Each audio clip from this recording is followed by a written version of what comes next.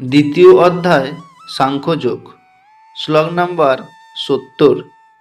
অপূর্য মনঞ্চল প্রতিষ্ঠাং সমুদ্রমাপ প্রবসন্তি যদ্বৎ তদ্বৎকামা যং প্রবসন্তি সর্বেষা শান্তিমাপন্নতি না কামাকামী। জলরাশি সদা পরিপূর্ণ ও স্থির সমুদ্রে প্রবেশ করেও যেমন তাকে ক্ষপিত করতে পারে না, কামসমনীয় তেমন স্থিতপ্রজ্ঞ ব্যক্তিকে প্রবিষ্ট হয়েও তাকে বিক্ষুব্ধ করতে পারে না। অতএব তিনি শান্তি লাভ করেন। বিষয়কামী ব্যক্তি কখনো শান্তি লাভ করতে পারে না।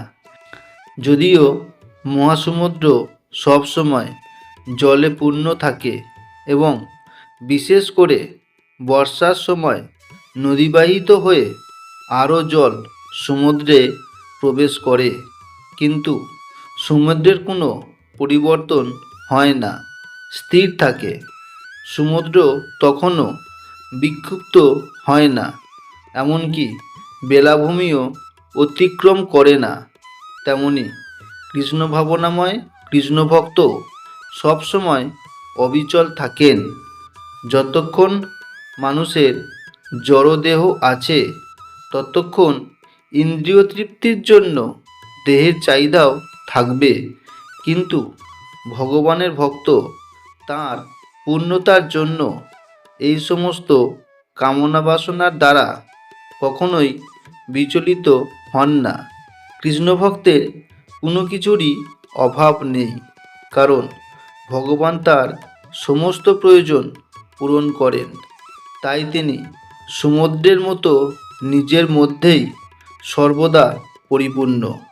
নদীর জলের সমুদ্রে প্রবেশ করার মতো কামনা বাসনা তার হৃদয়ে প্রবেশ করলেও তিনি অবিচল থাকেন এবং বিন্দুমাত্র কামনা বাসনার দ্বারা বিক্ষিপ্ত হন না। সেটি ভগবত ভক্তের প্রমাণ। জড়জগতের ভোগবাসনার প্রতি তিনি সম্পূর্ণ উদাসীন।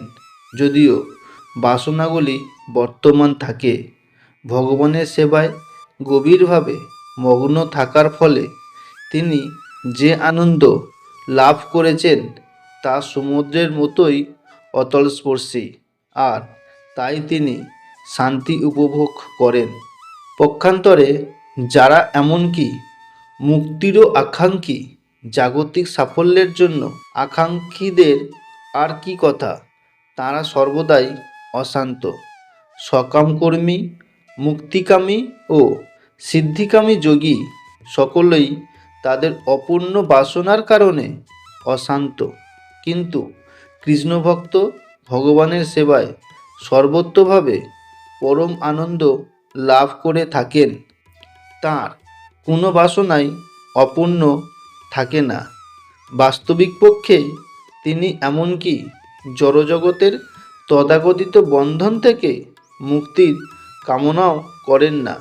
কৃষ্ণভক্তদের কোনো জড় কামনা বাসনা থাকে না এবং তাই তাঁরা সম্পূর্ণরূপে শান্ত।